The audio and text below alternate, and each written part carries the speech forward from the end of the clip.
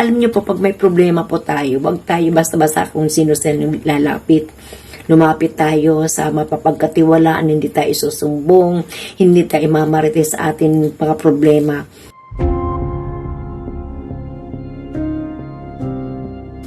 Hello po, magandang umaga po sa ating pong lahat. Narito tayo muli sa ating pong panglingguhang palatuntunan, ang Letter from Our Lover.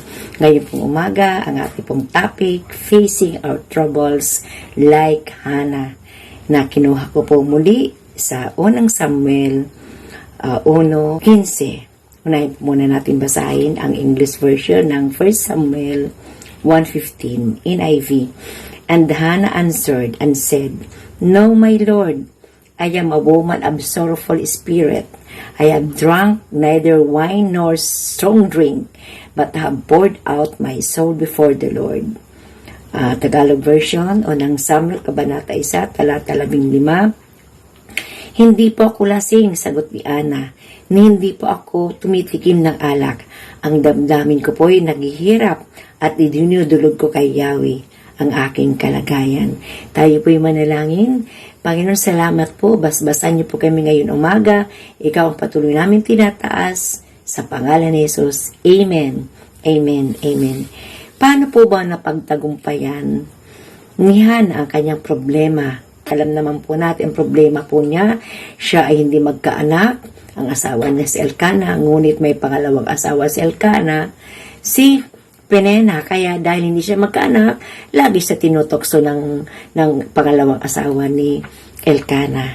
So number 1, she acknowledges God and pray. Sa verse 10, sabi doon, sa templo, buong pait na lumuluha si Hannah at taimtim na nalangin. So si Hannah po ay pumunta sa templo, nanalangin po siya, doon niya binuhos sa Lord, sa harap ng Lord.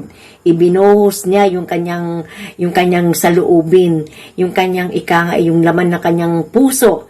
Idinulog niya sa kanyang Panginoon o sa ating Panginoon kay Yahweh. Amen. So ganun din po tayo mga kaibigan, mga kapatid, pag may problema, ay kaysa mo ikwento sa iba, idulog mo na siya agad sa Panginoon.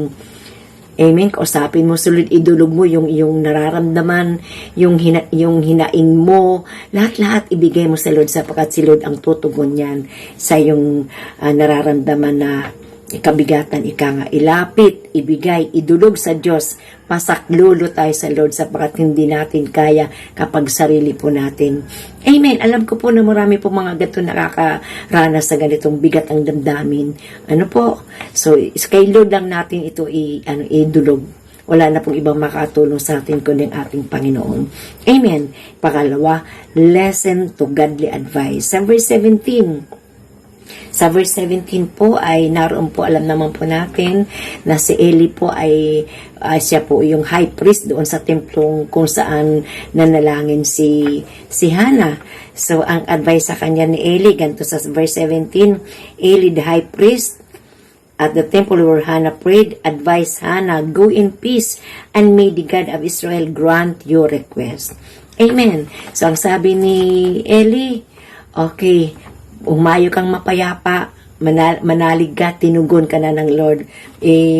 Ipagkatiwala mo na kay Lord yan ang problema mo at tiyak tutugunin ka ng ating Panginoon.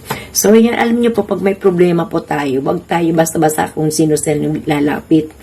Lumapit tayo sa mapapagkatiwalaan, hindi tayo susumbong, hindi tayo mamarites sa ating mga problema. Alam niyo po, napakahalaga din yun para maibsan ang ating kailan mayroon din tayo napapagsumbungan, napapagsabihan ng ating problema. At ang ating napapagsabihan naman na tao, ay kailangan siya mapagkatiwalaan na hindi siya, hindi magpapalala ng iyong kabigatan, bagkus makakatulong sa'yo. Amen. So yun po ang ginawa po ni Eli. Ang sabi niya kay Hannah, go in peace. At ang Diyos ng Israel ang tutugon sa iyong kahilingan. So, amen. Alam niyo po, wala talagang imposible sa ating Panginoon. Ano man ang pinagdadaanan mo ngayon, kabigatan, sabay sa loobin mo, ang Diyos talaga ang tutugon lang sa atin mga panalangin. Amen. Nakakatawa nga po kasi alam niyo po kahit ika nga tayo ay Marami tayong pinagdadaanan. Salamat na lamang po nandiyan sila para palakasin tayo. Amen. Alam ko po na marami tayong pinagdadaanan sa ngayon, pampamilya, gaya nga po sa Israel na medyo may kaguluhan doon. Pero alam niyo po, ang solusyon, walang iba kundi ating Panginoon. Amen. So tayo manalangin. Panginoon, salamat po ngayong umaga. Nagpupuri kami, nagpapasalamat sa pag-upload. Meron kaming Diyos na malalapitan. Sa sandalin may mga kabigatan kaming nararanasan. Salamat po, maging sa aking mga kapatid na may nararanasan ngayon. Tulungan niyo po sila, Panginoon, magtagumpay. Purihin ka sa pangalan ni Jesus. Amen. Amen. Amen. So maraming salamat po mga kaibigan, mga kapatid ko sa buong mundo, naway nasa mabuti kayong kalagayan. Maraming salamat po. Shalom everyone. Bye-bye. Hello! Naway na pagpala ka ng salita ng Diyos na yung napakinggan sa programang Letter from Our Lover ngayong araw na ito. Pwede ba namin malaman kung gaano ka na-bless sa video na ito? I-like lamang po ito at huwag magkatubiling i-comment kung gaano ka na-bless. Huwag din kalimutan na mag-subscribe para sa marami pang nakaka-inspired na content.